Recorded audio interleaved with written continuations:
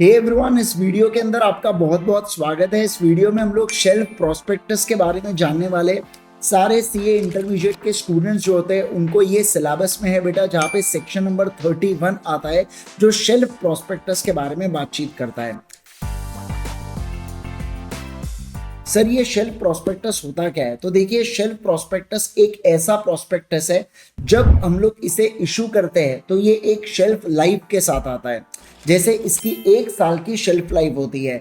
आज अगर मैं शेल्फ प्रोस्पेक्टस इशू कर रहा हूँ, यानी कि अपने फर्स्ट अलॉटमेंट के वक्त फर्स्ट टाइम जब मैं सिक्योरिटी बार ऑफर कर रहा हूँ, उस समय जब मैं शेल्फ प्रोस्पेक्टस देता हूँ तो वहां से 1 साल के अंतर्गत इसकी लाइफ होती है।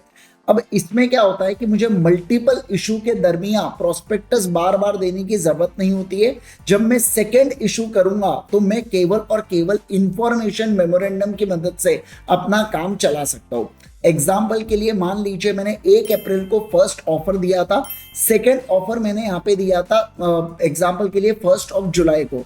तो 1 जुलाई के वक्त है ना, मेरे को फिर से प्रोस्पेक्टस इशू करने की जरूरत नहीं है अगर मैंने 1 अप्रैल को शेल्फ प्रोस्पेक्टस इशू कर दिया था। तो 1 जुलाई को मैं इंफॉर्मेशन मेमोरेंडम दूंगा जिसमें जो भी अप्रैल से लेके जुलाई तक के कोई भी न्यू चार्जेस क्रिएटेड होंगे या कोई फाइनेंशियल पोजीशन में मटेरियल चेंजेस होंगे या जो भी अदर इंफॉर्मेशन मांगे, ये तीनों इंफॉर्मेशन मैं इंफॉर्मेशन मेमोरेंडम के अंदर सबमिट कर देता हूं अपने रजिस्ट्रार को और सेबी को PAS-2 फॉर्म के अंतर्गत।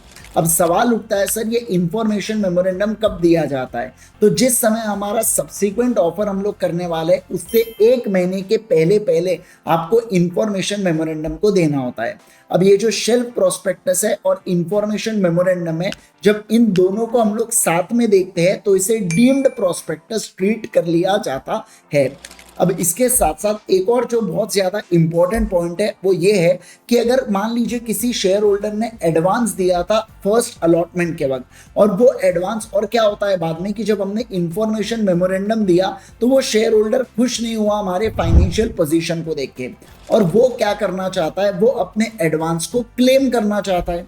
तो ऐसे केस में अगर वो क्लेम करता है तो हमको 15 दिन के अंतर्गत उसके क्लेम को सेटिस्फाई करना पड़ेगा, यानी कि 15 दिन के अंदर उसके क्लेम को लौटाना पड़ेगा। तो ये होता है पूरी शेल्फ प्रोस्पेक्टस की कहानी, जहां पे क्या है कि किसी कंपनी को मल्टीपल इशू करना है तो उन्हें बार बार प्रोस्पेक्टस इशू करने की जरूरत नहीं। एक बार आप शेल्फ प्रोस्पेक्टस इशू कर दो तो 1 साल के अंतर्गत आप मल्टीपल टाइम सब्सक्रिप्शन ले सकते हैं। जब भी हर एक बार आप सब्सक्रिप्शन ले तो इंफॉर्मेशन मेमोरेंडम का प्रयोग करें, जिसके अंदर 3 चीजों के बारे में बताया गया है: चार्जेस, पोजीशन और अदर इंफॉर्मेशन।